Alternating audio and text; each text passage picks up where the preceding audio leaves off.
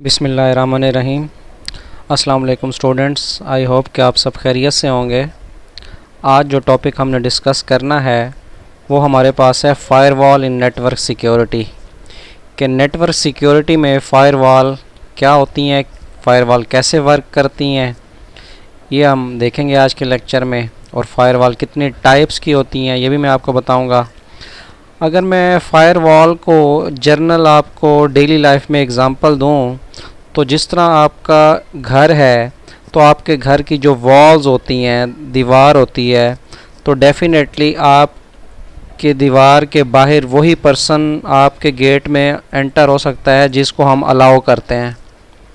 जिसको हम अलाउ नहीं करते डेफिनेटली वो हमारे घर में एंटर नहीं हो सकता।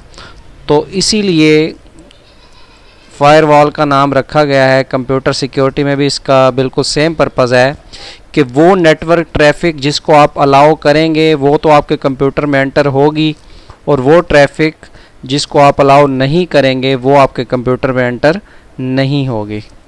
ये तो एग्ज़ाम्पल थी डेली लाइफ की। बेसिकली अगर नेटवर्क सिक्योरिटी में देखा जाए तो फ़ायरवॉल बेसिकली एक सिक्योरिटी मैकेनिज़्म है। फ़ायरवॉल क्या है? एक सिक्योरिटी मैकेनिज़्म है जिसके ज़रिए आप इंश्योर करते हैं कि आप अपने नेटवर्क को या कंप्यूटर को बेसिकली सिक्योर करना चाह रहे हैं अनवांटेड इंफॉर्मेशन से या वायरसेस से या मलिशियस सॉफ्टवेयर से। तो सिक्योरिटी अचीव करने के लिए फ़ायरवॉल्स को यूज़ किया जाता है। क्योंकि हमारा जो सब्जेक्ट है वो नेटवर्क सिक्योरिटी है, तो उसी को अचीव करने के लिए हम किसका यूज़ करते हैं? फ़ायरवॉल का यूज़ करते हैं। अब मैंने आपके सामने ये डायग्राम बनाई है, इसको ज़रा देखें। तो जहाँ पे मेरा कर्सर है इस वक्त, ये आपका एक प्राइवेट नेटवर्क है। इसके अंदर आपके पास लेट से 4 कंप्यूटर्स हैं, P1, P2, P3 and P4। तो सबसे पहले डेफिनेटली अगर आप इंटरनेट से कोई चीज़ लेट से आपके प्राइवेट नेटवर्क से जो P1 कंप्यूटर है उसने रिक्वेस्ट भेजी है, वो एक वेब पेज ओपन करना चाह रहा है, लेट से गूगल से कोई चीज़ सर्च कर रहा है आपका कंप्यूटर जो है P1। अब जैसे ही गूगल पे सर्च करने के लिए जो भी उसने क्यूरी लिखी है कंप्यूटर 1 ने, आपकी रिक्वेस्ट सबसे पहले जाती है फ़ायरवॉल के पास। तो देखिए आपकी रिक्वेस्ट गई फ़ायरवॉल के पास। तो फ़ायरवॉल ने क्या करना है? तो फ़ायरवॉल ने देखना है आपके पैकेट्स को स्कैन करना है। जो रिक्वेस्ट जाती है वो किस फॉर्म में जाती है? डेटा पैकेट्स की फॉर्म में जाती है। तो सबसे पहले जो आपकी रिक्वेस्ट गई है फ़ायरवॉल के पास, फ़ायरवॉल क्या करेगी? आपकी रिक्वेस्ट को स्कैन किया जाएगा। स्कैन से मुराद देखा जाएगा क्या आपके रिक्वेस्ट के साथ कोई अनवांटेड इंफॉर्मेशन तो नहीं जा रही इंटरनेट पे। अनवांटेड थिंग लिख देते हैं कि अनवांटेड चीज़ तो कोई नहीं जा रही आपके कंप्यूटर से इंटरनेट पे। और अनवांटेड चीज़ क्या हो सकती है? इसमें आपका पास कोई वायरस भी हो सकता है,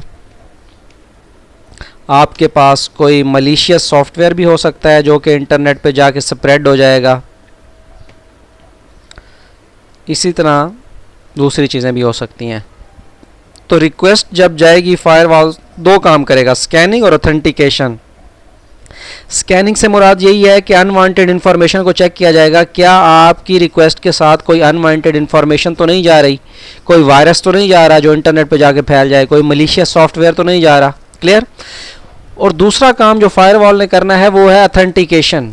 ऑथेंटिकेशन से मुराद ये है कि आपने जो रिक्वेस्ट भेजी है, आपके रिक्वेस्ट की जो नेटवर्क आईडी है, दोबारा बोल रहा हूँ, आपकी रिक्वेस्ट की क्या है? नेटवर्क आईडी है, उसको याद कर लेगी फ़ायरवॉल। फ़ायरवॉल आपके नेटवर्क की रिक्वेस्ट आईडी को क्या कर लेगी? याद कर लेगी। और आपकी रिक्वेस्ट जब जाएगी इंटरनेट के पास, लेट से आपने गूगल से जो इन्फॉर्मेशन मांगी थी, जो डाटा आपने सर्च करना था, वो इंटरनेट पे सर्च होगा। और सर्च होने के बाद जब आपको वापस रिस्पॉन्स मिलेगा तो फ़ायरवॉल एक दफ़ा फिर अपना किरदार अदा करेगी और फायरवॉल ये देखेगी क्या इंटरनेट से जो डाटा आ रहा है, जो रिस्पॉन्स आया है, उसके साथ कोई अनवांटेड इन्फॉर्मेशन तो नहीं है। मतलब कोई वायरस तो अटैच नहीं हो गया, कोई मलिशियस सॉफ्टवेयर तो अटैच नहीं हो गया कि इंटरनेट से जो आके आपके कंप्यूटर में फैल जाए।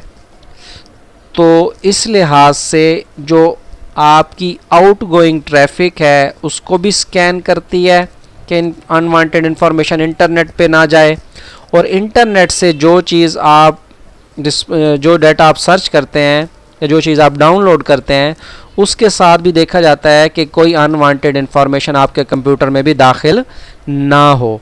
क्लियर? तो इसलिए हम कह सकते हैं कि फायरवॉल आपको टू वे प्रोटेक्शन देती है। क्या देती है? टू वे प्रोटेक्शन, कि आपका इनकमिंग डाटा भी चेक हो रहा है और आउटगोइंग डाटा भी चेक हो रहा है। बहुत इंपॉर्टेंट बात है, टू वे प्रोटेक्शन आपको प्रोवाइड करती है कि दोनों सूरतों में कि आपके कंप्यूटर से वायरसेस वगैरह इंटरनेट पे ना जाएं और इंटरनेट से वायरसेस वगैरह भी आपके कंप्यूटर में दाखिल ना हो। और जो नेटवर्क आईडी उसने याद की थी रिस्पॉन्स के वक्त, जब वही नेटवर्क आईडी से और वही डाटा पैकेट आएंगे तो उनको तो अलाउ किया जाएगा, आपके कंप्यूटर के आने दिया जाएगा। अदरवाइज़ इसके अलावा जो पैकेट्स होंगे उनको अलाउ नहीं किया जाएगा। तो फायरवॉल का काम है कि मुख्तलिफ पैकेट्स को अलाउ करना या डिनाई करना। जी, अलाउ करना या डिनाई करना। अगर आपने जिस किस्म के डाटा पैकेट्स को जाने की इजाज़त दी है उनको तो फायरवॉल अलाउ कर देगी, लेकिन आपने जिस किस्म, इसके अलावा जितने भी पैकेट्स होंगे उनको क्या कर दिया जाएगा? डिनाई कर दिया जाएगा। उनको क्या कर दिया जाएगा? डिनाई कर दिया जाएगा। तो इस तरह फायरवॉल हमारे कंप्यूटर में क्या कर रही होती है? वर्क कर रही होती है। अब आपका एक प्राइवेट जो नेटवर्क है, बाज़ औक़ात ये होता है, अब एक और सिनेरियो देखें, कोई हैकर है, उसने हमारी इस फायरवॉल को, जिसको मैं F1 का नाम दे रहा हूँ, हैकर ने इसको ब्रेक कर दिया। हैकर ने क्या किया? हमारी जो फायरवॉल थी F1 उसको ब्रेक कर दिया। तो हमारी कोशिश होती है कि हर कंप्यूटर में भी फायरवॉल इंस्टॉल की जाए, ताकि अगर हमारा जो मेन फायरवॉल है F1 उसको हैकर ब्रेक कर देता है तो हर कंप्यूटर के अंदर भी एक फ़ायरवॉल क्या होनी चाहिए? मौजूद होनी चाहिए, जो कि हर कंप्यूटर को क्या करे? प्रोटेक्ट करे। इस अप्रोच को हम कहते हैं लेयर्ड फायरवॉल। इस अप्रोच को क्या कहते हैं? Layered firewall. के आप एक से ज़्यादा फायरवॉल्स को भी यूज़ कर सकते हैं, ताकि आप सिक्योरिटी को मज़ीद इन्हांस कर रहे हैं कि एक फ़ायरवॉल अगर हैकर ब्रेक भी कर दे तो बाकी फायरवॉल्स आपके कंप्यूटर को क्या करें? सिक्योर करें। क्लियर? यहाँ एक बात और भी जानना ज़रूरी है कि आपकी जो फायरवॉल की टाइप्स हैं वो दो तरह की फायरवॉल आपके पास हो सकती हैं। एक आपके पास जो फायरवॉल है वो हार्डवेयर बेस्ड हो सकती हैं,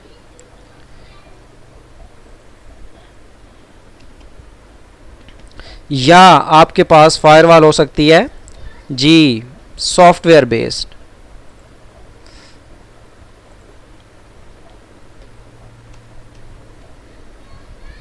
दो तरह से की फायरवॉल हो सकती है, हार्डवेयर बेस्ड और सॉफ्टवेयर बेस्ड। तो इसकी दो मेन टाइप्स हैं फायरवॉल्स की, हार्डवेयर बेस्ड फायरवॉल्स और सॉफ्टवेयर बेस्ड फायरवॉल।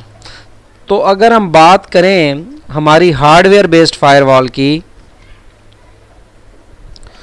तो जो हार्डवेयर बेस्ड फायरवॉल्स हैं उसकी एग्जांपल में आप ले सकते हैं राउटर्स। हार्डवेयर फायरवॉल्स की एग्जांपल में आप किसको ले सकते हैं? जी बिल्कुल ठीक है, राउटर इसकी एग्जांपल है कि आप जब राउटर्स को इम्प्लीमेंट करते हैं तो राउटर यही कर रहा होता है ना, नेटवर्क ट्रैफिक की कंट्रोल कर रहा होता है। जो पैकेट्स जहाँ जाने हैं वहाँ जाने देता है, जिनको रोकना है वो रोक लेता है। और सॉफ्टवेयर बेस्ड फायरवॉल की अगर आप एग्जांपल लेना चाहें वो भी मैं आपको बता देता हूँ। सॉफ्टवेयर बेस्ड फायरवॉल,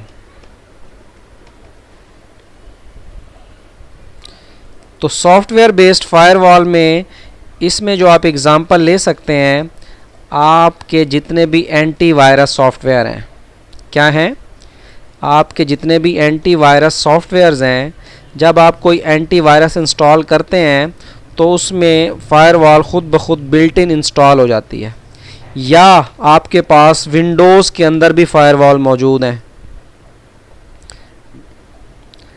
आप जब विंडो इंस्टॉल करते हैं तो विंडोज़ के अंदर भी आपके पास फ़ायरवॉल्स क्या होती हैं, मौजूद होती हैं। तो आप इन दोनों में से कोई भी यूज़ कर सकते हैं। अगर आप विंडोज़ यूज़ कर रहे हैं तो ऑलरेडी आपके पास फ़ायरवॉल्स मौजूद हैं। इसके अलावा आप अगर एंटीवायरस इंस्टॉल करते हैं तो फिर भी आप फ़ायरवॉल्स को यूज़ कर रहे होते हैं। क्लियर?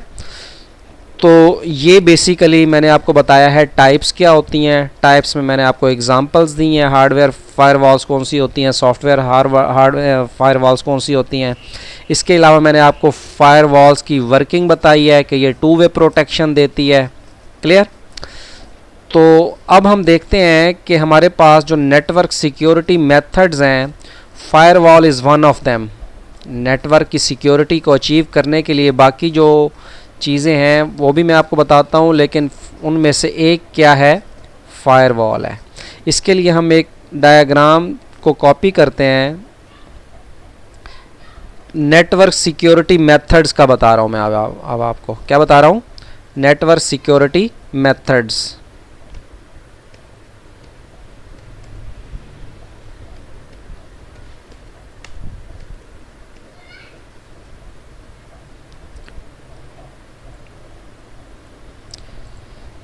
कि आपने अपने नेटवर्क को सिक्योर करना है, आप अपनी डायग्राम को पेस्ट करते हैं। तो इसको मैं थोड़ा सा जूम कर लेता हूँ।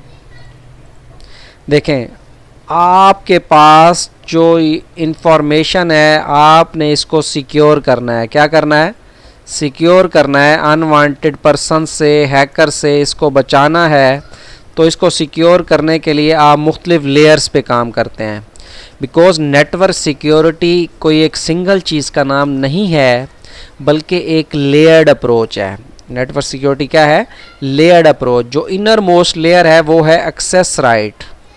एक्सेस राइट में क्या होता है, आपके कंप्यूटर में ACL लिस्ट बनती है, एक्सेस कंट्रोल लिस्ट।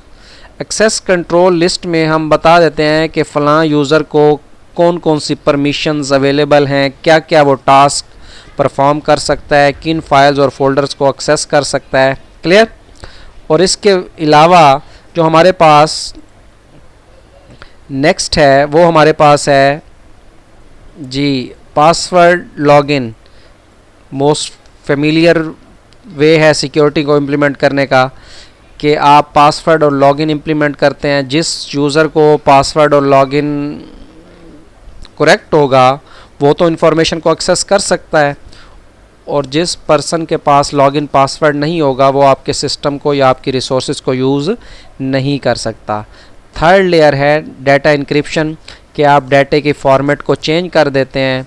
अपने डाटे को क्या करते हैं, जैसे मैंने आपको इंक्रिप्शन टेक्निक्स में बताया था कि आप अपने डाटे के बेसिकली अगर आपने मैसेज हेलो है तो आप उसको शफल कर सकते हैं, जिसमें मैंने आपको ट्रांसपोजिशन टेक्निक्स और सब्स्टिट्यूशन टेक्निक्स बताई थी। डाटा इंक्रिप्शन बहुत इंपॉर्टेंट कॉन्सेप्ट है सिक्योरिटी को अचीव करने का, कि जब तक की को पता नहीं होगा कोई भी पर्सन उस डाटा को एक्सेस नहीं कर सकता। And the last thing is firewall, कि आप फायरवॉल के ज़रिए किस तरह सिक्योरिटी को इम्प्लीमेंट कर सकते हैं।